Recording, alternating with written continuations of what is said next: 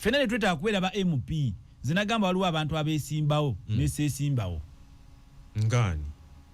senga Muhammad Nsereka abadde bwalinze sesimbawo omutya simutya bye yalikoze bye yaliyogedde nange bye naliyogedde sijja simply because noonya mulimu kabampane bandabe nedda luzini nabyenkola kwagamba abaliwo bonna bovuganya nabo mu Kampala Central tewali ali mu katiba kansere ku Muhammad tewali era nze nga sinnajja namukubira essimu Nsereko obi wange yali head boy zinamuletera oba HPU head prefect Kawempe Muslim Secondary School nzo mukuba mukubira campaign nga tuli mu ssomero nengamba Nsereko musajja mugezi nnyo is very intelligent very very intelligent era yo batasobola kubagamba ye yasinganga ne mu kibiina era ne mu ggwanga lyonna ye yasinga national candidate Nsereko ayina intellect eri waggulu nnyo era tufaanaganya ebintu bingi Nsereko ne bw'omuvuma yalabanga kamunyeera n'akunkumula n'asuula eri tomujja ku kyaliko bw'aba yeesimbyewo ku kifo kyonna we yali esimbye seesimbawo kitawaana okitegedde Mwami Museveni waali sisobola kujja nti neesimbewo is very very intelligent very classified person mu nsi yonna ne Uganda gwetanalaba naye abamu balina ensaalwa waliwo balina ensaalwa ku Nsereko waliwo abatalaga ku appreciating ne bw'oba nga tomuwagira si wa kibiina kyo ogamba Yesu musajja mugezi nze Mwami Ssemujju weesimbye so akwesimbawo Ibrahim Ssemujju ngando wekira kabeera oyo Mwami Nandala Mafaabi era neewunya ebyo byajjamu ebyo very intelligent man anti kati awo kawala mpente bende waliwo abasajja eriko already omuntu wali best and the best takoye bw'aba tanagamba nti akooyi tannaba gw'okooye oliki okola ki reprofile ye eriki ng'oggyeko Muhammad Nsereko President Museveni Ibrahim Ssemujju Nganda Nandala Mafaabi bana bokka mu ggwanga lyonna bwe beesimbawo mu kifo totawaana bangi Abdu Katuntu bwe yeesimbawo seesimbawo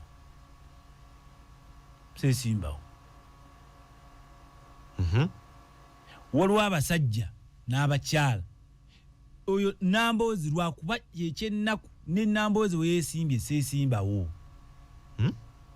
Honorable Namboozi we yeesimba seesimbawo lwaki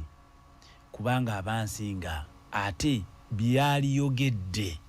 byandikoze byengendo okwogera ati mbanzija kukola ki seyagaliza nti mujjawo nzenzirewo bw'abanga akyaliwo naye kyennaku kyempakanya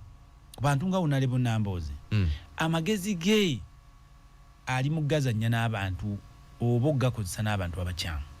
gavumenti emwetaaga ati naye nnyini senga akimanyi tiwamugasa eri eggwanga lino nnyo asobola okukola beta wadde opposition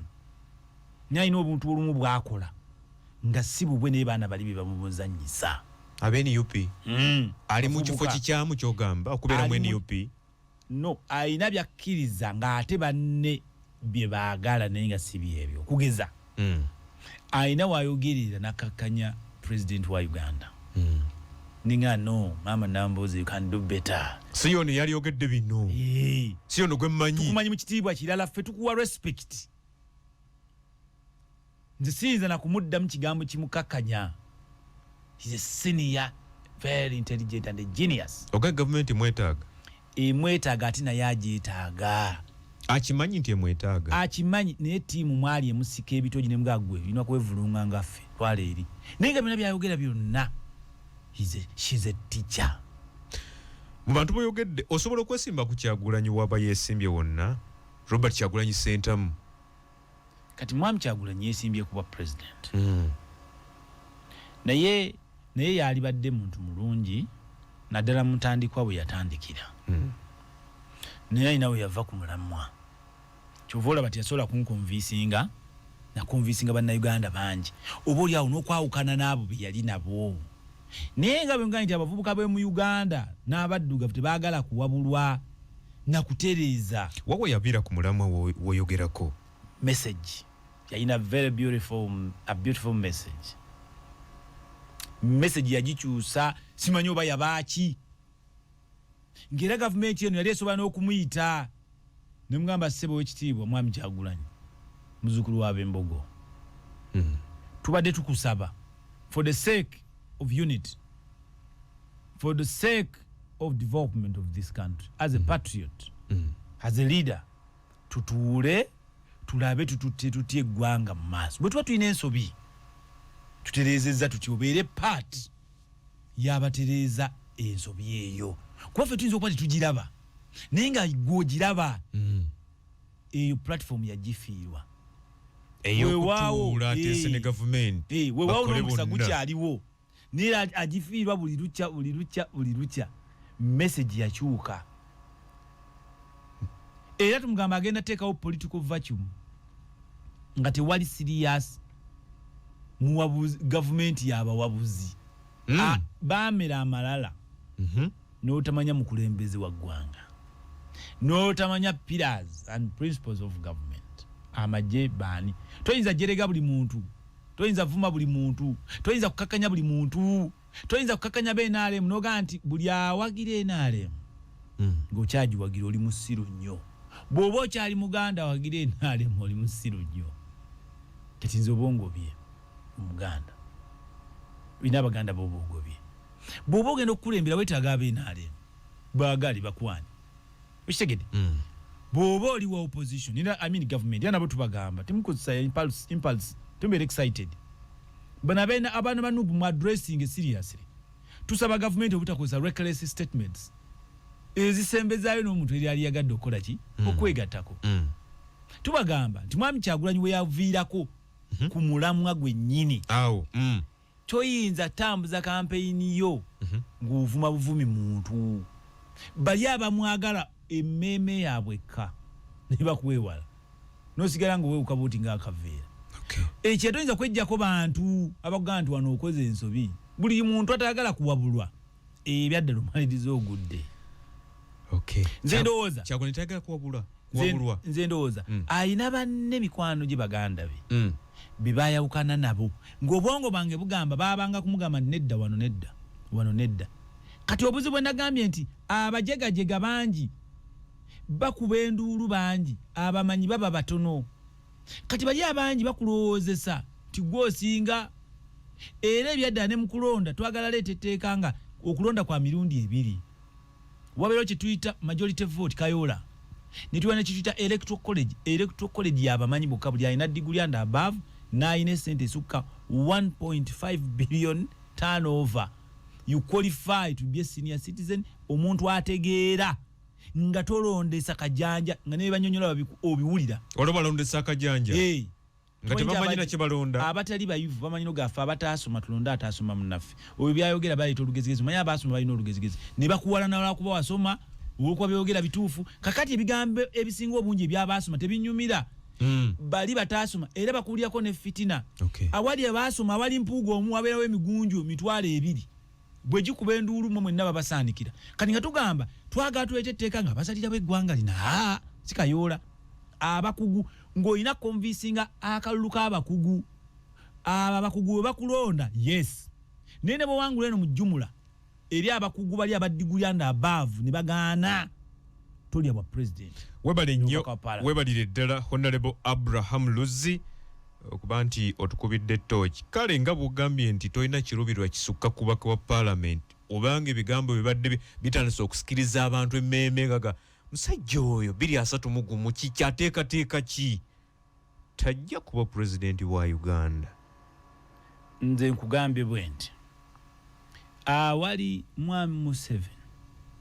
n'omuntu oba oli awo gwaba akuwadde ebyaddala alengerera wala era atusinga ebintu bingi bannayuganda n'abavubuka baliyo muleme okuloota nga mukunukiriza okuzimba ebizimbe bwe bigwa pulezidenti abeera omu muli abavuganya 8 naye agenda wangula ali omu tugamba tugenda leeta n'ebisaanyizo bya pulezidenti nga bwe nabagamba mujjemu enkukunyu munyeera nga si buli muntu nti ajja okwesimbawo kuba eyo ofiisi nnene si buli muntu ogirowoozaako erina kubeera mu transitional way so that safety, sanctity and security of this country ebeera preserved. Kizibu nnyo okukwata omuntu atabadde mu system ne mumuweeko obukulembeze ajja vuluga buli kyasanzeewo. Era kyempakanya abavuganya Mwami Museveni buli ajja ayagala amenyewo byakoze mbu yatandika ebipya. Ekyo ekintu kibi. You have to appreciate ebiriwo. Weaknesses zirimu n'ensobi beera nga bw'olaga bw'ogenda obbitereeza. Tuleme ebyo by'obukulembeze n'ebyobufuzi eby'okujja nti menyawo nzimba ekipya. Ekirala abantu boogeza out of excitement. Gavumenti ekulira ku budget. Tugamba gavumenti eno teyingiza bulungi makubo gayo gonna masibe. Ate ne yeewula nnyo. Neddira mu kwagala okwetaasa ne tugamba nti ate ekwata omusolo mungi ennyo n'ebigika bannayuganda ng'erowooza mbu egenda collecting omusolo mungi esobole okufuna essente zimala. Emaliriza eyo kyezza. Bino n'omuntu yenna ategeera yena kyoba tugamba twaga kunnyonnyola bategeevu bokka. Nga president bw'anajja omulala ekibabonyaabona gwe munnayuganda si president. Ekikubonyaabonya munnayuganda ye gwe gavumenti.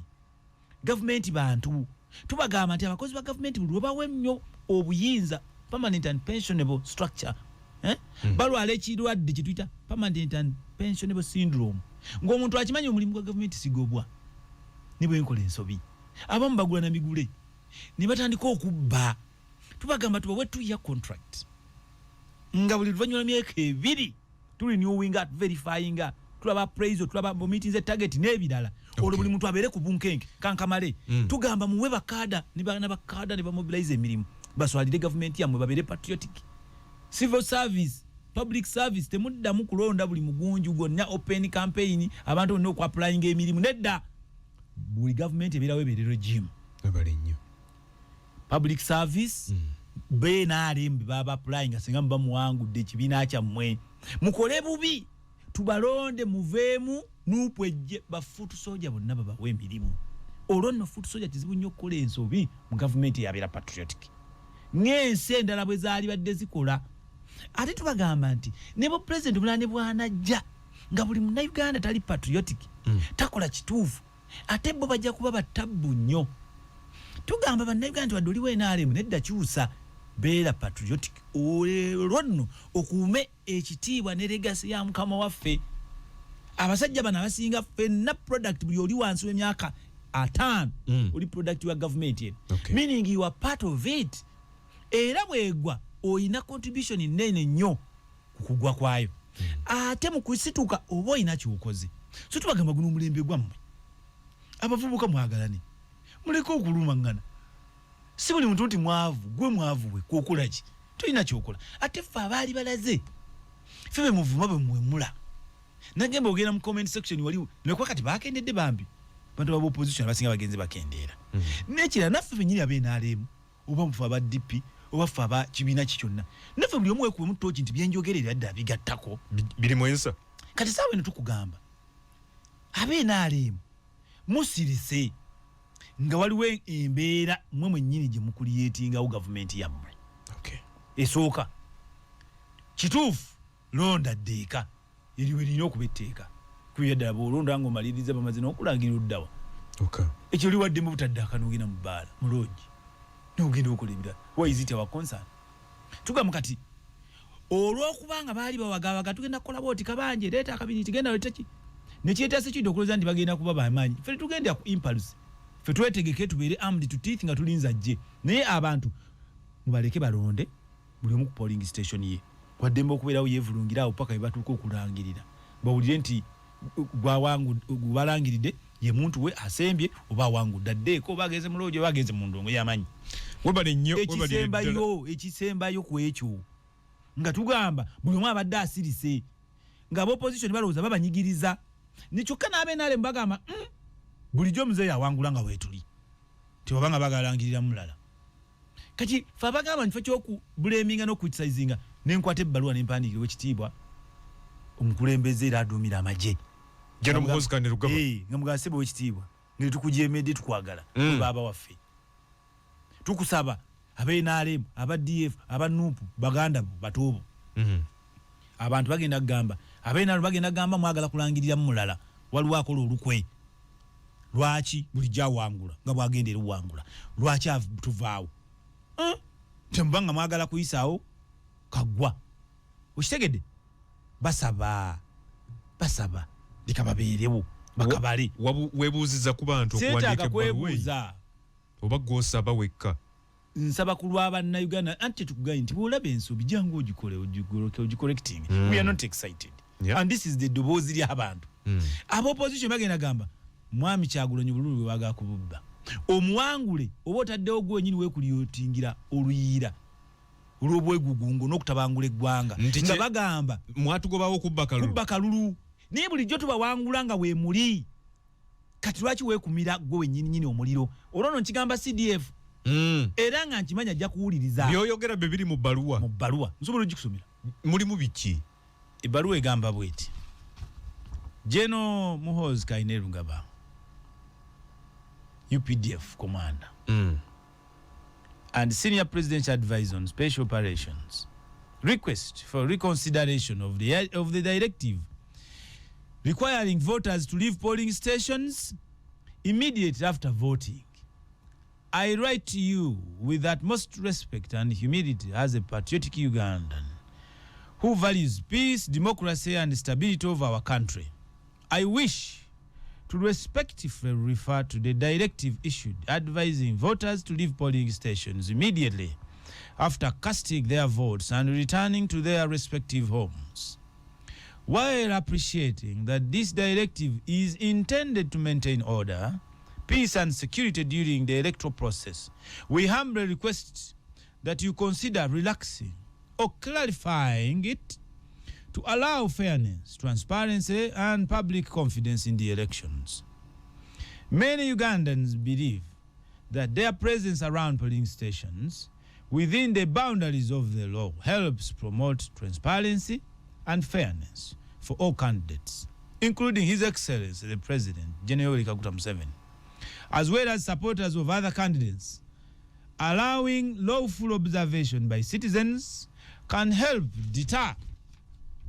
individuals who may intend to carry out electoral malpractices that could undermine the credibility of the eventual winners. We are deeply concerned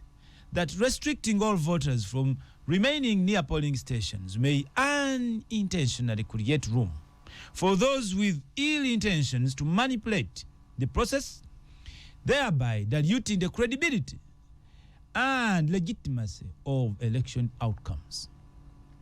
We wish to assure you that patriotic Ugandans are committed to maintaining sanity, discipline, and peace throughout the electoral process. We fully support security agencies in carrying out their duties professionally and without interference. We further commit ourselves to observing the law, remaining peaceful, and promoting national unity before, during, and after elections. We humbly request your guidance and leadership in ensuring that security measures public order with transparency and democratic participation for the good of our country and the confidence of all Ugandans. We thank you for your service to the nation and for your continued commitment to peace and stability. Yours, Abraham Luzi Bawasala. Sala is tall, concerned patriotic Ugandan and NMP aspirant Kampala Central. Amagye n'ab'ebyokwerinda abalala. Yes. Bwe balagira n'akakiiko k'ebyokulonda balagira nti bw'omala okulonda dde ewaka. Ekigendera kyali kyakwagala kuuma mirembe. Yes. Ate gwe mu baluwa yo ogamba nti kino ekikolwa eky'okulagira abantu okudda ewaka kiyinza okuviirako okutabangula emirembe. Kyogamba ab'ebyokwerinda bo tebalengerera wala. Oli mugezi nga oli mubuulire. Entawabulwa ne obuteebuza butambuza amazzi ekiro. Era ffe tugamba taatawo abadde awuliriza. Nze nkimanyi ono mukulu waffe baba waffe agenda kuwuliriza. Osobola okulowooza ekirala ate ne muvaamu ekirala. Kyova tumusabye tumulagira. Tumusabye alikonsidaringe. Adde mwatunulemu ne mu ndowooza yaffe nti tugenda kwekumira omuliro ffeka ogutabaddeewo. Tugenda kweteekako ebbala eritabaddeewo. abantu balowooze wawangudde nga bwogenda obuwangula nti wabbye bubbi yensonga lwaki wabagobyewo bakusinze ku luno badde oyenjebuse bulijjo owangula lwaki ku luno kirala wekulyetingire erinnya ebbi wano ne banneighbors ne international community abantu begugunga ogezeko okuba nga ebyadala bawadde justification ekiteetaagisa nga tusaba nga kitaawe bwabadde awulira era bwakyawulira nkakasa ajja kumpulira era abamulaba mwenna bagambe munoonya simanyi oba office nzigule ngenda kugenda oyo baba waffe ajja kumpulira atukkirize abantu babeerewo buli omu awulire abawagizi bange bawulire buli omu adde ku mirimu gye after all nije banalangirira ebisembayo abantu bagenda kubeerayo bakitegedde kubanga abantu kyebagalayo polling station yokka just a very simple tactic okuuma ensinga erikaamu buvunaanyiza wa buli munnayuganda buli mwalina ebirowoozo ebirungi kino nga kikutiisizza nnyo olina essuubi nti nabo banaakubbiramu akalulu nga toliiyo nze nedda naye abawagizi bange bampabuddemu nabo ne bagamba nti sebu abantu osobola okuvaawo taata kwawo ku polling station iyo ne tutamanye awangu tuba twajjidde ki batugamba abamu tuvudde na mitala w'amayanja okujja okubalonda akati ate nnonde nga sitegedde bivudde mu polling station yange olumba nnonze biki leka nzireyo mmanyi waakiri bwe nalonda kalulu kange nakawagundi era yafuna bwe buti ne bampa n'akagero ne bagamba kiringa omuntu ogenze mu supermarket gy'otamanyi n'ogula ebintu n'omala osasula oyina gagenda nja bireeta tonzigyeko simu yange simanyi oba oyina neya time tomanyi gye mbeera nti nja bikuleetera kati nga bagamba nedda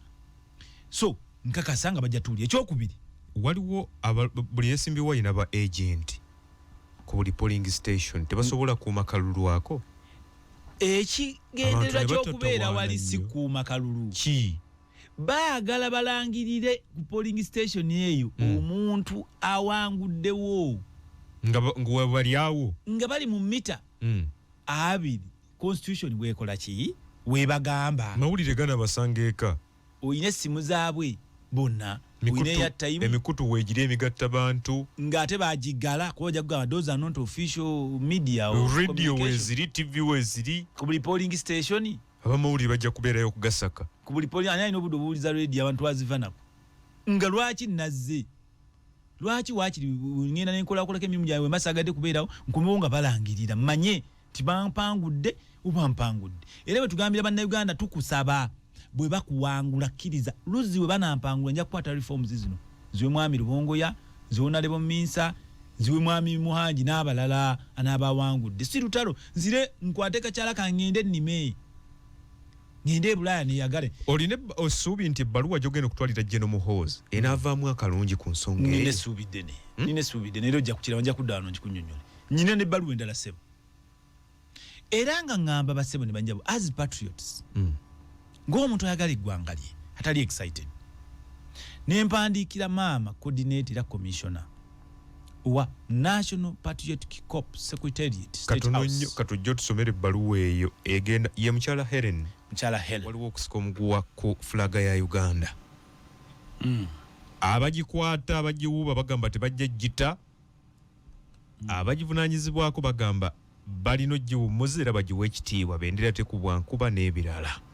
fulaga y'eggwanga efuuse ensonga gwe ogiwuuba oba ogitya kati bannayuganda twagaye tulina bannayuganda ba sections 2 wabeerawo bakayoola agiwadde omuliro nga be ebitabo baagenda ne bawanula mboona ne bagaanira ddala okusoma n'okugunjuka ng'olina ebintu by'obannyonnyola nga tebali bitegeera nga tebagenda kubitegeera kyova nagambye kiri kizibu nnyo mwami Nsereko okubeera Bobi Wine omulala lwaki kuba ye muyivu mugunjufu abamugoberera batono nnyo emigunju tegisobola kumwegatta kuba ayogera ebigambo ebi olinga gamba nga tegibinyumira olinga gamba nti Bobi Wine si muyivu si mugunjufu agobererwa abantu abangi abatali bagunjufu nga bw'oyogera ekigambo bo bakiraba bulala ddala era ng'abantu abo baganda baffe twagala buli omu addeyo ku ssomero basinga obungi oba abo babalinaanye babategeeze oba ffe tugenda kubategeeza kifuba kuba ensi bw'ogaana okyuka ye kukyusa kifuba tuvuga nga nti mwami nsereko bina byannyonnyola teri percentage ya Nuupu eyinza okubitegeera eri 10% kati utasobola bakulembera yasobola kukulembera mu gganga eyo kati tubasaba bannayuganda eyo gganga teyinza tusalirawo ng'eggwanga era tusoma ne mwami Kyagulanyi eyo gganga agikoleko ayita girinaako control era the moment waleeta ebyabagezi kimuddukako so tugamba temuwa nnyo migunju gino oba oliawo yabantu bwoyita emigunju migunju ye mutwali omutabufu mu kyankalamu migunju kiba kisolo kirya enkoko era girya n'enkoko embisi I'm telling you ovanga ku muntu nakuba omuntu ejjinja nga talina kyamukoze ovanga ku muntu nga badde ayitawo n'anyakula essimu n'anyakula ebintu by'abantu ovanga ku muntu aga nti ezi nnyumba amamotoka ago bwe tujja mu buyinza byaffe ovanga ku muntu aga nti abanyarwanda badde ewaabwe bavandimwe ovanga ku muntu aga nti wano kaalo kaffe kasatu kwamba buli muntu kyayina kigenda fuuka something like that si mu bubi ate just kugereesa nawandiikidde commissioner wa National Patriotic Corps Secretariat State House Chala Helen kwano gwange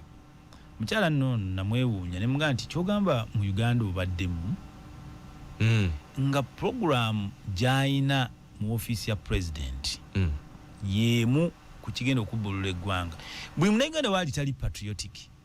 emirimu gye kulaba abantu bebaagala ggwanga lyabwe n'okuleeta ekirowoozo kya bendera ebyaddala bendera erina amateeka agagifuga naye nga yogaa nti olina abantu betagenda binnyonnyola ng'aga Katonda bonna bibannyonnyola tebabitegeera era yampita netunyumyamu kye tuyita financial literacy mu State House bannayuganda omukyalo ono okundika organizinga ne banne nga bagamba ebigambo Mwami Luzzi byayogera it is worth okubuuliriza tutambudde tutya mu byenfuna ebyaffe ng'abantu n'eggwanga okutwaliza awamu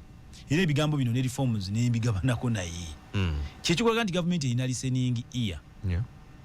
ate ewulira emikutu n'ebyetwogera kyova tubagamba nti mwe abavubuka buli lwowemula buwemuzi gavumenti erina kyetwala eri ejja kukulaba ng'oggolyawo tusaanidde weeremererwa era God forbid in the event nti Mwami Kyagulanyi ebyaddala awangudde era abagenda okukola mu gavumenti eyo bebaluzzi tebagenda kunoonya gwawemula era Mwami Kyagulanyi ajja kujja agambe nti Mwami Luzzi bulijjo oyogera ku reforms zino jangu tulabe era zisinzagana ngamba wekiba president wampa misinde Kyagulanyi bwawangula teri ki Mwami Kyagulanyi n'awangula ninga nti God forbid era abagenda okukola mu gavumenti eyo bebaffe baluzzi si gwawemula aga Katonda mu sifuutu soja awemula avuma avoola aga Katonda muggulu era gye ga Mwami Luzzi bulijjo nkuwulira osomesa ekonome tukwatagana ku ekyo jangu tulabe era nziruka emisinde president akoze eki akuyise ampise ninteeka ettaffaali ku ggwanga lyange nga bwendowooza kati neebaza gavumenti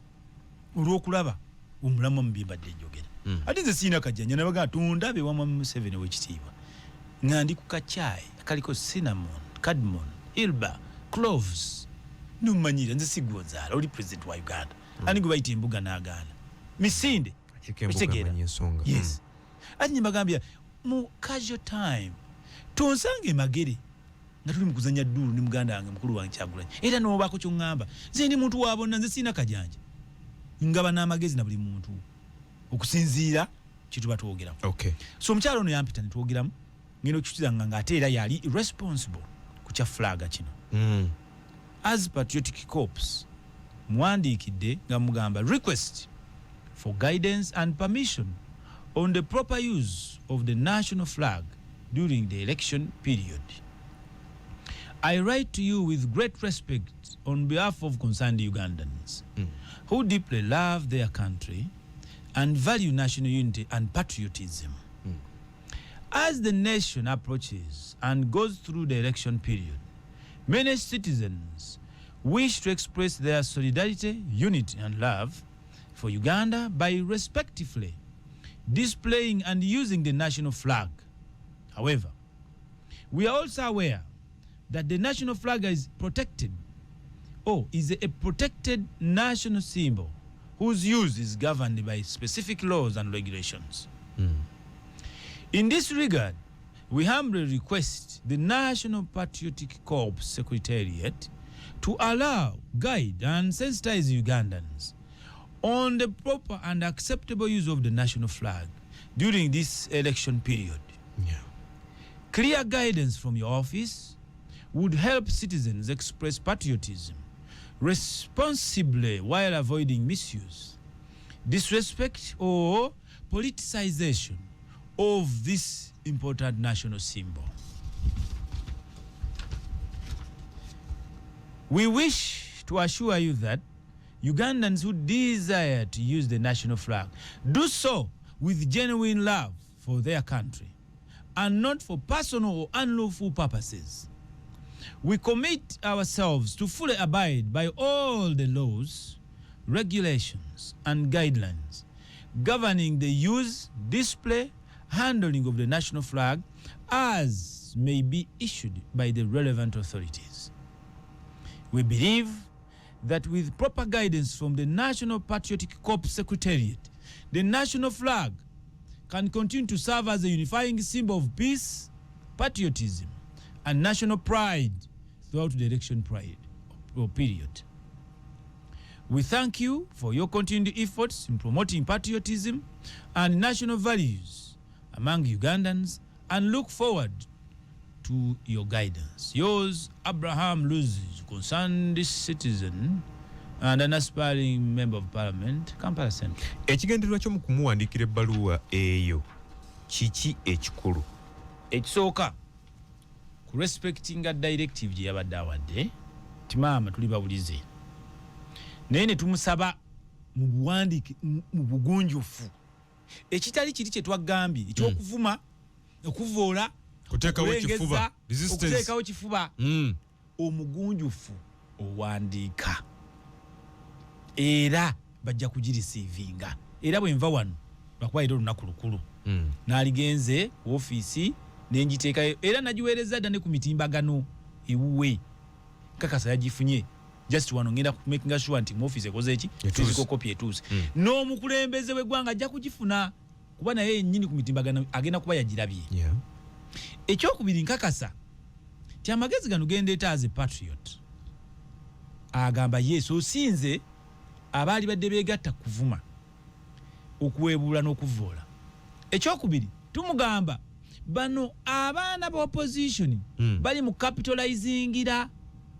ku bendera eno okufuna kye tuyita protest bamanyi kikuluma tukusaba tolagana kulaga nti kiruma kiveeko kimuluma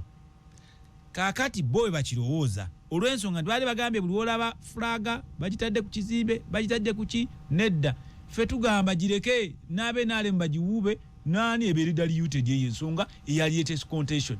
So tusaba nga tumugamba tukusaba okkirize bannayuganda bagyeyagalire mu electoral period. Anti fulaga y'eggwanga eringa tuulu ya NUP kwenoonyeza akalulu bwe babadde bagitutte kyetuwakanya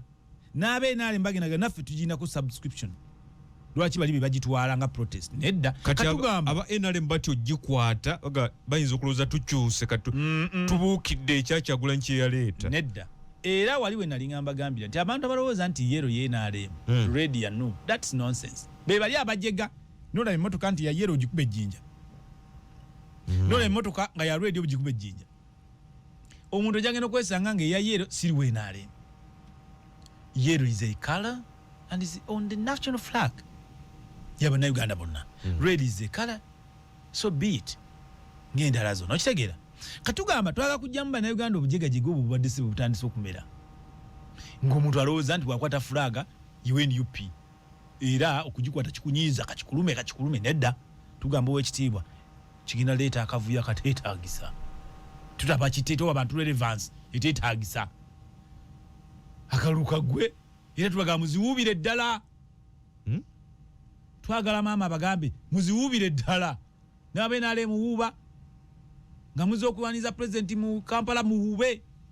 kati obanupo bumuwadde ate gano amateeka gagitambulirako ge bagamba tekubwa nkuba togiteekateeka buli wamu w'osanze ekyo nga ba patriot people tubasaba muwe ekitiibwa fulaga mu mbeera yonna esoboka era tubagamba nti sala amagezi wabe ntekubwankubwa giwe ekitiibwa kuba ggwanga lyo kyekimu nekiri kye twagambye nti bw'ogamba abantu nti londa ddeeka obawadde ebyokwogerako obawadde relevance obawadde amawulire kuba nasinzira campaign egenda kuddawo okwo n'okwegugunga ne debate naye kati abantu badde tebalina substance balina kyakwogerako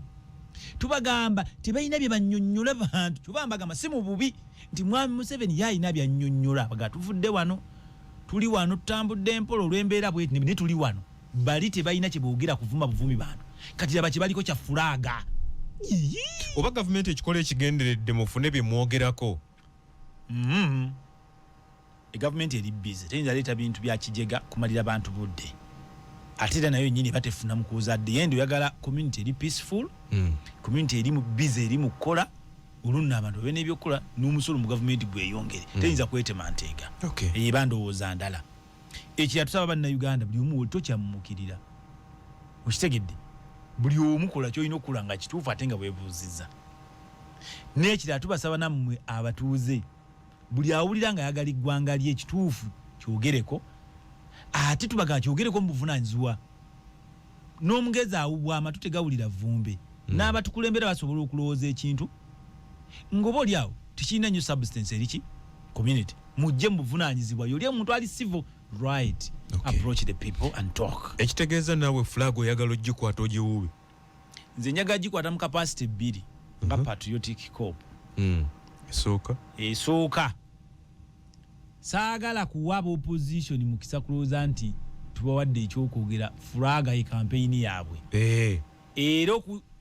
okutandika okukuza obusungu obadde bukakkanye kubagaana kukwata fulaga nedda mubagambe mugikwate kula na 2 kula na 3 babadde batandise nozisiba ku nte ente nazo nozitema okitegedde tubaga muzisiige ente mukole biki kizoke ulikulaba abantu ng'ekyo kivuddewo babadde batandise okugamba muganye abantu okujja okulonda akatiraba mwategeka byaki bagenda kuteekamu obululufe nga tetuliwo nti bulijjo mwami Museveni awangula security weerigasia nobody is going to cause mayhem here okitegedde nga bulijjo leka abantu babeerewo polling station ate byokka bakuuma kireka babeerewo balabe balangirire polling station eyo buli mumadde ewuwo oba agenze mu loogi oba agenze mu ndongo oba atamidde nga bulijjo abantu mubaleke temubawa byakwogera onaleba ekibuuzo kyange tokizeemu fulaga oyagala ogikwata ogiwuube njagala okukwata fulaga ngiwuube nga mpuubira mwami Luzzi ng'eyeesimbyewo mpuubira nange bempagira abeesimbyewo nabagee mwami Museveni agenda kujja njala mwaniriza Kampala Central si mu bubi nga president wa Uganda emu tesinga 10 ojja mwaniriza ng'okutte fulaga nga nkutte fulaga ya Uganda nti sebo Sabalwanyi welcome to the city wano nze nfugawo tukwaniriza nkufugirawo ko ng'okutte ne fulaga y'omungalo fulaga ya Uganda nga buli wena alimu akutte fulaga buli wanupu akutte fulaga abageni wakyagula amazikwati abageni wamaminu paka akalube kagwa ate nalebe kagwa mubaleke bibamanyi kisokige kipromotinga ne Uganda it's okay naye temu abantu relevance etaliiwo ate guno omwaka omujja ffenna tugwettanire olwo nno tukulaakulanye amaka gaffe ne Uganda ennungi mwe bannayuganda abalungi ate era abalonzi tubagamba nti omulundi guno gwa njawulo bulijjo tulondesa obutamanya this time round kyekiseera buli muntu okukola ekituufu oba oli NRM kola ekituufu bw'oba oli wa NUP DP DF n'ebibira ebirala byonna opposition kola kituufu Uganda etumala as friends of Uganda tugamba Uganda enyaffe etumala tulye ku nsi yaffe tukole ebituufu ebyaddala community zaffe zibeere bulungi n'eggwanga lyaffe okutwaliza abantu bw'oba okukola ebirungi biriwa by'otegeeza ebirungi ebyo kuba omuntu ayinza okusikayo omuggo n'akuba munne mu mugongo ku mutwe n'alowoozayo kyekirungi kyekituufu buli munnayuganda waali nga wakuzibwa wayitako ne mu ssomero ebyaddala ekituufu oba okimanyi naye osalawo obusazi kukola kikyamu kyova tugamba at patriotic corps nti abaagala eddembe abaagala ensi yaabwe tukubiriza buli munnayuganda nti bw'okola ekituufu gwa mpuliriza n'omulala agenda kukola kituufu olwo nno eggwanga litambule bulungi. Nyongera okubajjukiza nti ebyokwesimbawo n'okuvuganya muzannyo si lutalo. Kankiddemu okuvuganya mu by'obukulembeze waliwo awangula waliwo n'awangulwa. Ffenna tetusobola kuyitamu oba oyagala oba tuyagala. Kabeera obubaka palamenti bwe twesimbyeko tuli abantu ba 14 agenda okuwangula ali omu ate yeruzzi tospendinga sente zo damu awo katono emabega w'ovudde mwesimbyewo 10 abameka twesimbyewo abantu ba 14 ba 18 wanti buli lunaku wamairukawo n'abalanzi bembadde simanyi naye kitegeeza mutima mulungi gwa Sseruganda gwa byamizannyo okwetaba mu kuvuganya. Twesimbyewo era nga mbagamba ffenna tetusobola kuwangula. Nze ngenda okuwangula oba oyagala oba tuyagala ate si mu kifuba kubanga abantu tubagamba mukole kituufu bannayuganda mbabuulire kituufu olwo n'eggwanga lyaffe ligende mu maaso. Bannayuganda mbagamba ne kuba pulezidenti bali 8 buli 8 agenda okuwangula ali omu. Ate nze endaba yange nga bulijjo mbagamba n'endaba y'abannayuganda basinga obungi waliwo omu ng'akira abaalabu n'abazinga bw'ati si ku kajajjatta newankubadde naye alina challenges nyingi naye ate bonna abasinga kyova tugamba gw'alina kyonna kyewalirowoozezza okukola jangu omwegatteko okikole ng'akalulu kakoze eki era mbagamba omuntu agenda okuwangula ye mwami Museveni ku ndabayo mu ndaba yange ate nga ne mu ndaba y'abannayuganda basinga obungi ebyaddala mwami Museveni agenda kuwangula. So tusaba ebitongole ebikuuma ddembe tomegga n'oluma bameggadda omusajja yawangula dda muteeketeeke eggwanga tugende mu transition y'omwaka omujja guno gwe tuyingidde abantu nga balamu buli omukola kituufu abaana b'abantu bave mu makomera obukyayi obusungu bukendeere tubagamba buli omu okulira poliisi yingira mu kaduukulu olabe kabeera katya buli lunaku kali katya kitutegeeza okukola ekituufu olwo nno okoleramu n'abantu bo baganda bo abaana ba mikwano gyo bino ebyokutuula mu ofiisi saawa 3 ng'omuntu tannayingira mu ofiisi buli mukozi wa gavumenti yenna buli omu weddaabulule tugenda leeta etteeka saawa 3 akadde kabeera wali tugenda leeta kompyuta olulikodinga ku station oteeka mu tta n'okufuluma nitumanya then tulete enkola ya mbega kwa mbega buli omu social media zibeerewo nga tukola feedback nti police station yeekatwa ekyusa obukyafu emmotoka ebikadde birimu emmese bibeeraawo waki police station ebeerako ebimotoka ebikadde ebyekonyekonye omuntu ajjanga wede mumutisiza kwakyafu iriga galaji gasiya kakicho oyo yenalina police station ino okuba clean. This is the time wetugamba tukule ekituufu buli omu oli minisita w'ettaka buno obusongasonga bw'ettaka bonna bumale with authority samayanja beera gwa muyambe president tugamba speech za president lwaki emala essaawa 2 ina kumala ekitundu yodde kya 15 annyonnyola ebintu omwaka mulamba gubadde muwanvu teeka messaging eri shortened giteeke ku mitimbagano okitegedde buli muntu munnayuganda agisome batwale obuvunaanyizibwa obusoma n'obutegeera tagala mumuleke kyoba twagambye tuleetedde bannayuganda balina obunafu tebagala kusoma biwandiiko bamanyi abo betwagambye kuddayo kusalirawo bakulembeze omunnayuganda ow'obuvunaanyizibwa nga yasomako akimanyi nti olina okutwala obudde n'okola research ku ggwanga lyo n'osoma ebiwandiiko bya gavumenti n'omanya amateeka. Tugenda kwongera mwaka waayiro nga buli mwaka wa palamenti okukola amateeka engeri nga gye gulimu omulimu omukulu okuba nti gwokola teri mubaka agenda kudda next time mu kisanja ekiddako nga tolina diploma mu mateeka ogenda tumenya nkiddemu. Tugenda kwongerako ekisaanyizo ekirala omubaka wa palamenti akola mateeka nakugataputa nakugatereeza oyinza kukola mateeka nga tolina kyomanyi ku mateeka gasiya tugenda teeka kakakwakulizo bapapa olina okuba ne diploma mu mateeka ekitono ennyo. Bano bannasoma simanyi accountant simanyi musomesa simanyi kutumenya mugenda kutumenya era tugamba nga toyina diploma mu mateeka obubaka wa palamenti buleke genda okola ebirala ekya tugenda making sure tutereeza tweddaabulula ng'amateeka ge twetega bannayuganda sibe NRM bokka siba Nuupu bokka. Tuvola bwana Peterson nja kugamba mpandise ebbaluwa. Tujja ku bbaluwa ezo katono nnyo njagala tuveeyo mu mwaka gwa 2025 tuyingire n'ebipya mu 2026 n'ebipya. Biki byolabye ebyekuuse nnyo kumalako bannayuganda eddembe mu mwaka gwa 2025? Bannayuganda bennyini mmwe musinze okwemalako eddembe batya. Ekisooka buli munnayuganda waali yeetaaga okwoza amunyunguke mu bintu bingi okugeza endowooza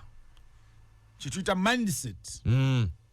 Buli munnayuganda waali ensonga lwaki abonaabona. Munnayuganda mubadde temukeera ku mirimu abasinga obungi abakozi ba gavumenti ne offices ez'enjawulo ne bakwesiga ne bakuwa omulimu naga Katonda mu ggulu n'ogaana ggwe mwennyini okukola ekituufu.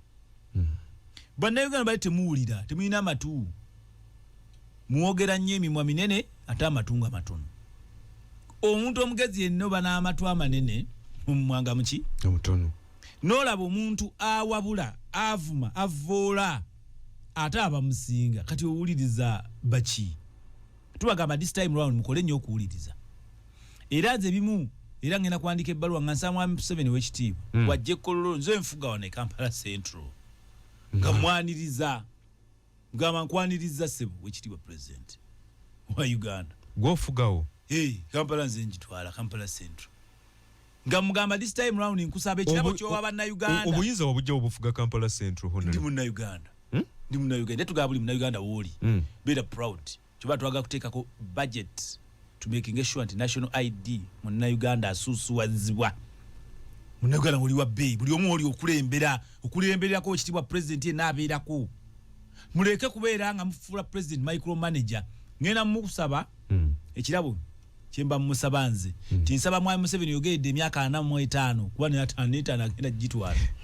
Okitegedde this time round wazze mu Kampala nsaba owulirize nze outuuleko wali owummulemu owulirizeeko nga toyogera owulire ku ddoboozi ly'abannayuganda ettuufu. Bw'ajja mu Kampala okunoonyamu akalulu. Mugamba toyogera ffe tugenda kusabira akalulu ffe bannakampala ab'opposition n'abe-NRM bannayuganda abalaba ebirungi mu ggwe. Weewadde obuyinza mu Kampala? Mbwewadde ndi munnayuganda nze nfuga Kampala era owekitiibwa president ngenda kuwandiikira wano nze ntwalawo Kampala Central. Kwagamba okujja mu Kampala Central asooka kuwandiikira kusaba lukusa? Wewe anti gw'ofuga muwandiikira nga mugasebo nze ntwalawo wano ku lulwo. Era nga musaba this time round for the first time tusaba toyogera asirike owulirizeeko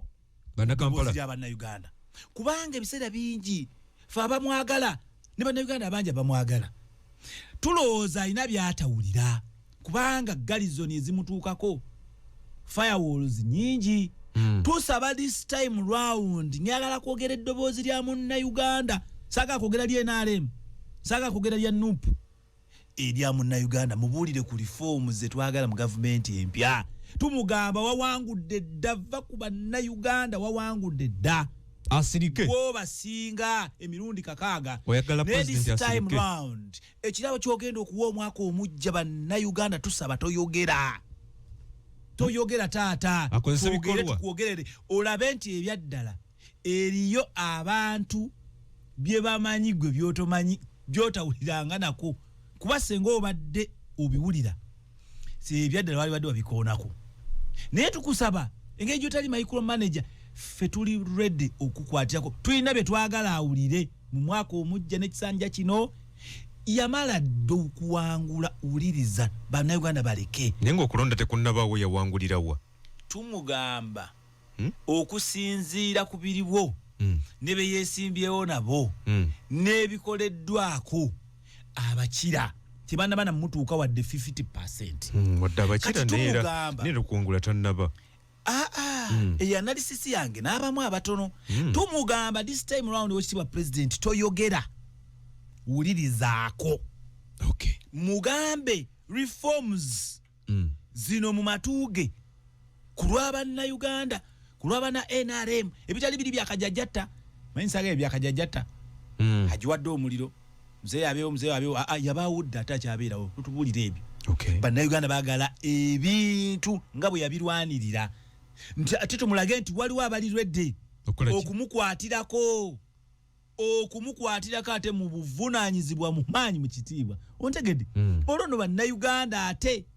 bayongere okunyumirwa okweyagalira mu ggwanga lyabwe nga bwe kyali tekibaddewo. Yes. Abakuumaddembe bye bimu ku bintu ebisinze okumala ku bannayuganda emirembe mu 2025 embooko zibadde nnyingi tiya gaasi n'ebirala naddala nga bannabyabufuzi bagenda mu maaso n'okunoonya akalulu. Kino oyinza kyogerako ki 2026 kifaanana ekitya nga mwe mulina okusalawo ku bukulembeze? Kya mirundi ebiri bwana Peterson. Bulijjo tubagamba nti sayidi ya gavumenti wabaddewo obunafu ne ku sayidi yaffe ng'abatuuze. Kantandike ku sayidi yaffe ng'abatuuze. Tuvumirira ne se kuvumirira abavubuka ab'omulembe guno abayifudde bakiwaji. Nammwe bannabyabufuzi naddala ab'oludda oluvuganya gavumenti ne muwa platform abantu abatasaanye kuboogerera abatalina bisaanyizo abasinga bakozesa akakodya akapya aka social media ketugamba ne gavumenti ebadde at least etandise okukapiikinga ebadde tekaliiko ensi ekyuse ku mitimbagano nga kuliko bavubuka ensi ebawulira miliyoni ne miliyoni z'abantu naye nga abasinga ba fugitive omumanyi akola atya eyadduse eyeekwese muzi wa misango ayina okuba si muzi wa misango naye kugamba ateeberezebwa kati ogenda n'okisanga nti aboogerera opposition naddala for example Nuupu essaawa eno babadde bavubuka abadduka mu Uganda abasinga bali Kenya mwami yeekolera mwogerako kuba muto wange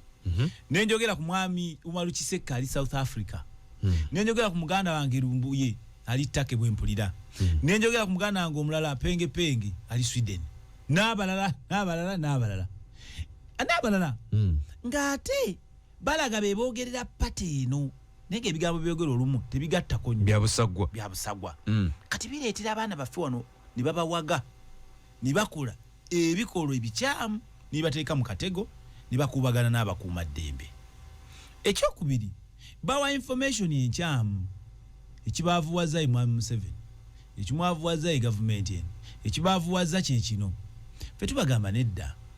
message entuufu yali badde bweti then n'abibiina by'obufuzi abo tubagamba nti kyekiseera muwe message entuufu abantu badde bagamba abantu nti bo be bakola amakubo be baleeta amasomero be baleeta amazzi be baleeta zinayikondo n'amasannyalaze amalwaliro n'ebirala ambulance ng'abantu ne bakyawa gavumenti nga bamanyi tekola. Can you imagine? Tukyusizza olugero nga nze mbagamba nedda omukulembeze naddala munnabyabufuzi talina kyakola talina ssente abadde abalimba ogere mazima gavumenti bagirabe nti ekoze wano ekoze wali twetaaga kutereeza wano. Tubagamba opposition omulimu gwammwe si kuvuma nnyo Mwami Museveni na gavumenti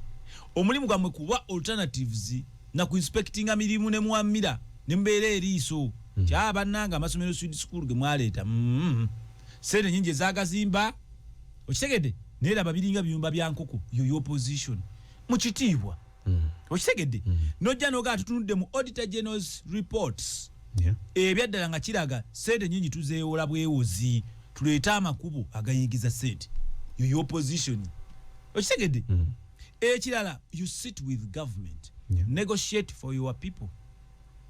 No bagamba bannange nti wadde ndi opposition naye tugamba mu budget eno tuongeremu kino na kino okusinzira ku statistics wano na wano. Buli mukozi wa government ng'oli wa opposition oba oli mayor oli wachi oyina oteesa ne government kuba yeetema n'abantu bakugamba nedda nze sikwatagana government kati okuleeta n'okuwaga abantu baffe mu mbeera ez'enjawulo kireese okukubagana ne security. Nena maba security katubagambeko awe njagala obunafu bwoyogeddeko ku side ya government tubagamba muli bannayuganda buli omu ekituufu okimanzi as patriotic corps yes omunnayuganda yagala ensi ye bakuba omulimu beera professional bw'obeera muntu atawulira obujagalalo procedures manyi tukusaba kula kituufu ekituufu mukimanyi CID oyo ekituufu okimanyi procedure y'okuyingiza omusango okimanyi nti civil matter si ya police omuntu mubuli this is not a matter for police please twistinga for the sake of recognition and for the sake of okwenonyeza ebibyo emirundi mingi obuduukulu bujjudde ng'ebyaddala civil matter ya tiyandibadde criminal budget twistinga, obtaining money by false pretense. There is an agreement. Where is the pretense there? Honestly speaking. Umuntu aguze ttaka omulala alitunze. Where is obtaining money by false pretense? Ne cases endala nyingi. Yeah. Ekirala tubagamba evidence n'okunoonyereza. Okunoonyereza abamu baba kumanyinga kwawedde dda bakuwanvuya for the sake of okubba abantu n'okubakuba oluseke n'okubanyaga okuwanvuya okunoonyereza atukyanoonyereza tukyalina obujulizi bwe tugatta babeera baagala kubbirawo sente baba babbirako bubbizi omusango okunoonyereza line of investigation oba ogimanyi the ingredients of a criminal matter a particular criminal matter wa gavumenti ekyo yakirimu yes unprofessional unpatriotic civil servants unpatriotic officers ensobi ekendeere tubagamba ebyaddala tuleete evidence mumanyi line of investigation nti kamera weziri interpretation video ne whatever tulina forensic number reports zangu bwe zigendayo batutte simyo gikolako forensic audit itwalina ku 2-3 omuntu oshegedde omuntu mulete evidence mu adducing in court ewa state akole ekyeetaagisa ekyokubiri state why do you sanction a matter ng'omanyi tewali full investigation lwaki otwala mu kooti ensonga etajjudde nze bwana Peterson bantwala ekatwe era mbagamba ngenda kukozesa omusango ogwo nga benchmark government yene emanyi bannayuganda be badde bakola ki bayitamu na lwansonga lwaki abantu beekokkola government nze bankwata nga ngenda okuwasa omwana omuto omuwanvu ne bakolagana ne poliisi ne bakulanga ki ne bagamba nti waliwo omukyalo omukadde agudde mbugubugu mbu yampe milioni 6 ne muguze ettaka ery'empewo omwaka 2012 tuli mwaka 2 tubadde mwaka 2025 buli jalibwa tayina wadde kakwate okuva mu 2012 tayina wadde endagaano tayina wadde kintu kyonna nti yampasirize ne 2012 sali mu Uganda ne wabeerawo TV namba n'agipatana nabagambye abantu balwanyisa TV entalo ne poliisi agakatonde bazikozesa ddiru tukulaga lwaki obukubagano bujjawo wakati TV namba n'empatana bagisasula era tubagamba mu abakola TV fe tubasekere kati twazivaako nze ne radio nasigala kujja wano ku radio 4 kuba muri professional toyinza kumpita ku radio nompe dakika 3 njogere ki sina byakola kujabula bujabuli zinga nziruka nga generator nedda tubagamba bannayuganda badde ne TV eziriwo bazikozesa olwana entalo empapula z'amawulire kakubemu enkya ne bakukubanga bakwanise bakoze eki ne mutte ekitiibwa ky'abantu ate abaali badde balanga n'ebitongole ebyo ne mufuna mu ssente TV bugenda kugwa ne bu radio I'm telling you ekirala tukugamba nti omusango DPP office of the DPP registrar oba state attorney na sanctioninga file eyo nga tewali mu kintu kyonna wadde oyo aba ina vunaanibwa buli omu weddeko ekirala okimanyi nti bamala okukuta omuntu taddawo immediately na registering omusango omulala awe nyini same time nti oba okukuta wali ate badde mubakwate wano oyo gasi yakendeere oba kino kiriwo olw'ensonga nti bannayuganda bangi tebamanyi mateeka gye gaddira bano bogamba abeerimbise mu mateeka bakola kye baagala olw'obutamanya bwa bannayuganda nedda ku nsonga z'amateeka nedda tubagambye patriotic person bwe kuba obuvunaanyizibwa bwa gavumenti olina kubukola bulungi ekyokubiri no making sure nti toswaza bakama abo olina okuba n'ensa okitegedde bannayuganda bamanyi amateeka abamu abalala tebamanyi bangi naye abo abagakozesa bo baba bamanyi oyo police officer atwisting emisango bwatu n'adirenga investigation n'akusaba essente n'akuzza eri genda photocopying wali waliwo emitemu bye tugenda okyusa ffe mu gavumenti yeno bw'okujja ku police station tewetaaga kuwandiika statement nangalo tumaking sure tudigitalizinga tuyite computer nga statement bagiwandiika wali direct sentence nja 5 nebyo nowandika ipapula obeerawa oli munyolo oli munyarwanda oli muganda oli mukigasiya ogenda okuddala nga te statement yabula olupapula balunywa mukyalo bifayiro biri byonna birimu ebiyenje bijjudde enfuufu waliwo ebikolwa ebyokuwamba abantu birabise nnyo kamale twagala tuleete computer ku buli police station tuleete kye tuyita software police management system fayiro zireme okubula emisango gyanguwe twagala tumaking sure nti omuntu newoza omusango wano bodde kabaale basobolera okumanya tekeyo fingerprints neki olwo nno obumenyi bw'amateeka bukoleki fe tugamba ezo idea tugenda zireeta mu kifo ky'okunenya okuvuma n'okuvuula bali mu gavumenti kyekituleese okay tusobola ogenda ku kiddako. Waliwo ebikolwa ebyokuwamba abantu ebirabise nnyo omwaka 2025 ebitongole by'ebyokwerinda ne bisooka ne byegaana ate tetumulabangako tetumanyi gyali wayitawo ennaku 2-3 ate ne bigamba tumuleeta mu kooti ani abuzaabuzaani bannayuganda mugyewo akajanja temwefuula ba security national security ebeera n'ensonga ku buli kyefulumya ate olumu kiyamba mmwe national security tekolera ku kabampaane tekolera ku impulse tekolera ku jjejjerebu mwina bingi nnyo bye mutasobola kumanya behind the scenes of such installations of government era nga bannansi basobola kubannyonnyola ono abali mu security tebakiyita kuwamba abantu mulekerawo akajanja abducted there are no abductions here, there are arrests mu nsi yonna there are arrests in any form they are done, they are called arrests. Umanyi bannabyabufuzi naddala ab'oludda obuvuganya baagala nnyo okuzimbya ekintu bwe kitali n'ensi tekyamuukirira naddala security kyova tubasaba babeere professional. Siwe muwulira omuntu ng'akyantinga nnyo ne mugamba muzzi wa musango, siwe muntu emuwulira ate omuntu asirisa asobola okuba ow'ettabu. So tubeebaza ba security abakulu mulimu gwabwe mu buvunaanyizibwa okuwamba abantu si kuwamba, ekigambo kikyuse okukwata era kwandibadde kutya mu mutuufu bwako. Yes, era okukwata security nga yo bwe kwatamu yemanyi. Naye ky'omukisa omulungi olina kyoyongeddeko n'ogamba nti abantu be bamu oluvannyuma bagamba omuntu tumulina, kitegeeza we say it is overtaken by events. Nti kirungi bamaze ne bakola ki oba bamala ne boogera. Era ababuze oluvannyuma lwa bannayuganda okuteekawo embeera toyina mbeera gy'oteekawo kajjanja mawulire ne googera bannayo omuntu yabula edda si kyekyo antiru nga bo bafunye kye baagala. Ye security olumu kiyamba abantu abangi emirundi mingi nnyo bakwata omuntu ng'omuntu bamuwayiriza. Mu bannayuganda olumu mukozesa aba security entalo zammwe nojja n'ogenda okonjera omuntu kyo yalina emmundu 8 yaziziikira Naama mu Kiggwoogwa, yaziziika mu bitooke omusajja mulabirawo nti musumba nze babuulidde mutujju n'abamukookera olw'okuba alina ettaka lyabalemesa. Kati abapoliisi bwejjula oba amagye ne gajjula engeri gye bagenda okukwatamu omuntu oyo mwe temumanyi lwaki baba bamukutte naye ng'ebyamwogeddwako biki bingi. Kati bo olumukwata nga basooka bamutereka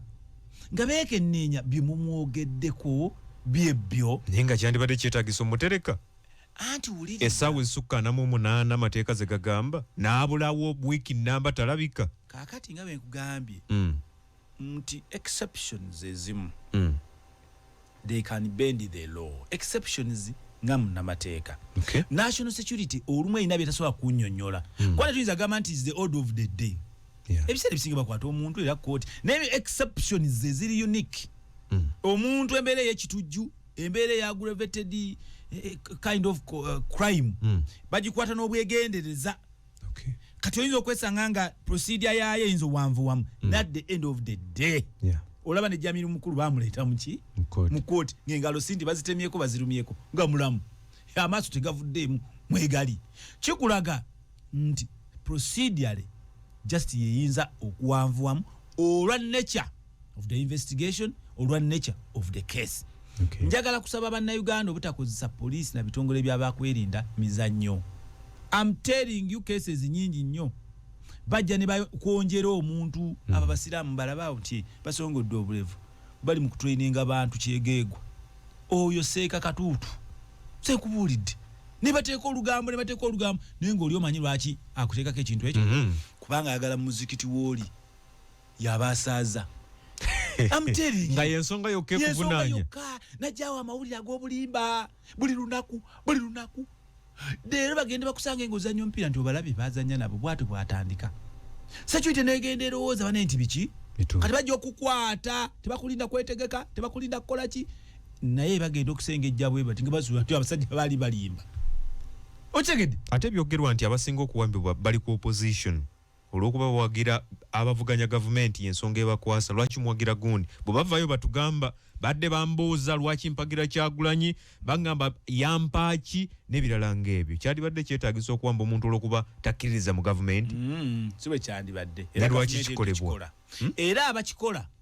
mwe bannayuganda mwe amawulire ag'obulimba ate olumu baba baganda bammwe mikwano gyammwe aba bali okumpi olumu nga waliwo gw'okompiitinga nayo naasala omugambo kyova olaba at the end ebyaddala bamala ne bakola ki era tusaba n'abo baba tebannata babate okitegedde abo ddala nga baabulira mu mikono gya gavumenti biki babate ekirala nekiyinza okugamba ffe tuli bagezigezi batya abavubuka abadde okimanyi nti abantu beewamba nabo bennyini abantu nenkera ku makya ninga neewambe nga ngenderera ki ekigendererwa bannayuganda bangi baagala okufuna kye bayita asayiramu abamu badduka wano byaddala naye lwakuba kati gavumenti erina bantu bajyogerera bintu bino nga babimanyi nze abamu nsobola n'obubamentioninga bensanga e Canada nga wano bagamba bawambibwa ngeno mumanyi baabula naye nga bali eri balya ttooke beeyagala banoonya mpapula waliwo abaabula mu kulonda kwa 2020 nga badduka n'okutuusa kati balabika Canada mu biyumba ku shelter akakatona waliwo abampakanya mentioninga abamu mpaayo sisobola kyogera naye nze ngamba munnayuganda mu comment section yenna awakana ate bo benyini bagambe nti banne mutubuulire baliwa nkubulya shelter mwe bali e Canada baani bekwese banoonya bambi mpapula kuyiiya kubaawo naye eno kiki baaka gye bakozesa okulaga nesigamye nti bonna naye abamu bavubuka nabo beeyiiya byabwe kyova tuga gavumenti okyamuukirira ku lugambo okunoonyeza kwa gavumenti kwali bati tekusinzira ku lugambo kunoonyereze facts tokyamuukirira nga bagaye nti wali omutemu oyo omusajja mubi nnyo oyo omusajja biki nedda osobola okukwata omuntu agakatona adde azanya mizannyo gye honorable oyina bwomumanyi nga wano bagamba baabula babawamba naye nga bali eri bakola sente tebannakola na time gy'olina okumala ne bakola empapula zo ne balyoka bakukkiriza okubeera absorbed mu system ye Canada oba system ya mu America oba Australia olwaleero Robert Kyagulanyi Ssentamu abadde ayogerako eri eggwanga ayina national address babuulira ensi bintu ensonga ez'enjawulo ne President Museveni olunaku olwajja ayogeddeko eri eggwanga byonna njagala bizingire wamu neyanziza nnyo abakubya amasimu kiraga nti abantu bafaayo era tulowooza n'abantu bali be tubadde tulowooza nti tebafaayo mu kugoberera biri mu ggwanga lyabwe bagenda kutandika okugoberera twebaza abakuba amasimu mu buvunaanyizibwa ebyaddala ensi egenza ekyuka oluvannyuma lw'okubasomesa nti omuntu ne bw'aba takkiriziganya naawe obanga si wandowooza ya byabufuzi ng'eyiye si wa ggwanga lyo oba eddiini yo asobola oga nti wano oyogedde kituufu era weebale naye wano wabuzeemu weebati edda si bwe byali oba si bwe bibadde nga bakugamba nti omuntu wa opposition kwomulabira nti opposition abeera ayogera bikolima kuvuula kuvuma na kuwemula ekyo ekintu mwebale nnyo opposition era nowanda mubadde mutandise okuseebengerera nga ne relevance mu byobufuzi ekendedde akakakodyo kaavaawa so mbeebaza abakuba amasimu webaza mwami Ssenyondo okuneebaza webale akola obulungi asiimibwa neyanziza mwami Katende Bulwadda Gomba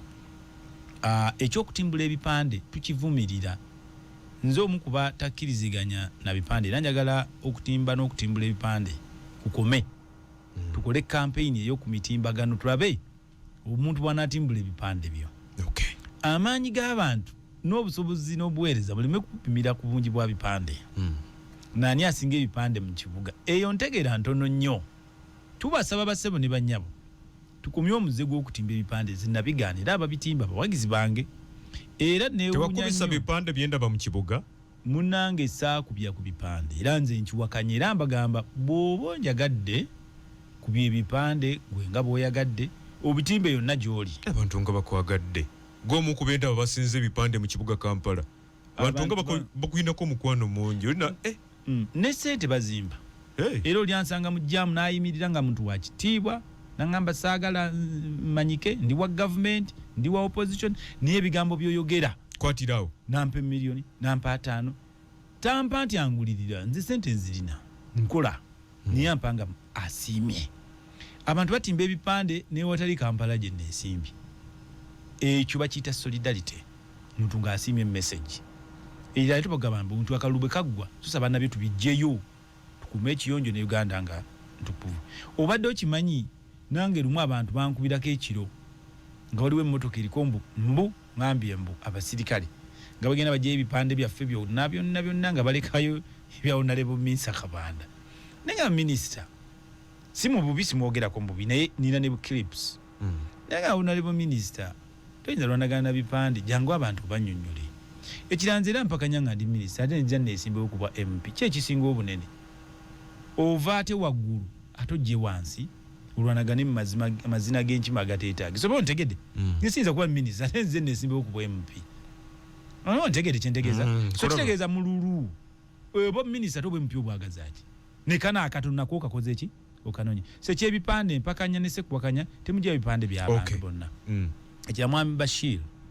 ekalangala agamba Mwami Museveni tawabulwa omanyi tubagamba ebiseera bisinga omuntu omusirusiru anyumira okuwa amagezi buli muntu ayagala okuwabula naye nga oyo omuntu gwe tugamba awabula amagezi yageetaaga nnyo n'okusinga baagawa kati byadda Mwami Museveni omuwabula ku ki gwe ngaani nga munda Uganda gwakulembera amagezi ago g'olina sooka ogeewe kuba ebiseera ebisinga naawe wennyini oli bubi ogakozese ogakujje mu mbeera embi gy'olimu owulira nga tunagawa abalala toyinza kubeera deficient of knowledge ate ogawe abalala naawe ogeetaaga nnyo sooka ogeewe nga tunagawa Mwami Museveni agalina mangi nkiddemu abantu abagala okuwabula Mwami Museveni omuwabula ngaani gwa amagezi ago ogeetaaga nnyo sooka ogeewe yayina agamala kyensonga akyatufuga afuze naye gwe wennyini weeremeredde okolima osuubira waliwo omuntu alina okujja mu bwavu amagezi ago sooka ogakozese wejje mu bwavu oliko ogawa abalala kale ne tujja Mwami Gowe Mende oyo nno abeera ku luguudo gyembeera nzinzalibwa Kakiri Wajibadi Lukafuume Kakiri Luwunga Busire eri ku barracks angambye amagezi agamu genina ga kidongo kyesiri mukubi wa bidongo mboli mudongo siri mukubi wa bidongo anti endowooza efaanagana n'abadongo nga Bobi Wine mudongo ye bwalaba kakati era eyo enkubaganya y'ebirowoozo tugigaana ey'okuvula n'okukakanya abalala naye nangamba ebirala birungi naye nangamba abaana b'abantu bali mu makomera babawamba agambye ogamba ova ku mulamwa babawamba tegogamba bakwata oyo mulala naye ono agambye abaana b'abantu bali mu makomera nze omu kimanyi bampuliriza gusooka bwana go ambadde nkusaba ogende ku TikTok yange ofollowinge nyiga akapeesa kebaita follow obeere ng'olaba buli video gye mbadde nkola ku balamuzi abakeerewa abasiba abaana b'abantu ku busongo tugenda mu mawulire Nyangwe tekikoyemu bannange so ekyo mbadde nkyogerako nga mpakanya n'ekyokusiba abantu obutaggwa ekyokubiri tugamba national flag ebyaddala buli omu agikozese bulungi tusaba bajja tukkiriza muganda wange kyaza ekyengera agamba kituufu yeebaza engeri gyetwogedde ku nsonga eyo yagundi omulala agamba arrest abduction kakati luzungu lwe lubatawaanya arrest na abduction government ekola abduction government does what they call arrest kakati bagamba okuwamba tibawamba singa bamuwamba omutalabika so tubagamba naffe tweyise bulungi era tusaba n'ababitongole bikuumaddemi naye mbadde nakisomesezaako nti ebyaddala omuntu bamukutte leka abantu bamanye nti bamututte wano ate bwamala mumuleete mu mbuga z'amate nga bwe mbadde mukola temukyamuukirira temulwana ntalo temukozesa poliisi mizannyo gyammwe twagala Uganda empya nga bannayuganda abalungi as friends of Uganda etumala ffenna tukolere wamu tubaaniriza mwenna mujje buli omu okole ebyobukulembeze ebirungi mu mwaka guno omujja n'ebigambo ebyo Ssaabasajja Kabaka awangale Ssaabasajja Kabaka maaso moogi ze Kagogwe Fulgence Peterson tuddingane mu nnaku ezinaddako